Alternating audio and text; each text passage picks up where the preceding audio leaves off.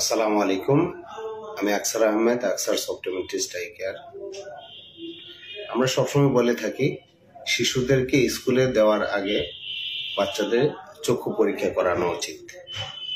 তাহলে বাচ্চাটা দূরে বস্তু দেখতে পাচ্ছে কিনা, ব্ল্যাকবোর্ডে লেখা দেখতে পাচ্ছে কিনা বোঝা যাবে, এবং কাছে বই পড়তে তার কোনো সমস্যা হচ্ছে কিনা সেটাও বোঝা যাবে।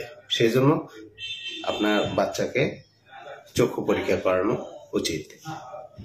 শিশুদের চক্ষু পরীক্ষার মধ্যে আরো গুরুত্ব হচ্ছে চোখে ঝাপসা দেখলে সে পড়াশোনা শিখতে পারবে না, এবং চোখে যদি ঝাপসা দেখে চোখে ক্লান্তি আসবে, আর ক্লান্তি আসলে সে পড়াশোনায় মনোযোগী হতে পারবে না।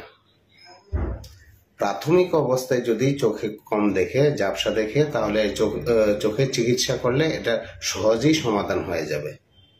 তাহলে আমাদের পরামর্শ হচ্ছে আপনার শিশুকে স্কুলে দেওয়ার পূর্বে বা শুরুতেই চক্ষু পরীক্ষা করে নেওয়া উচিত। ধন্যবাদ।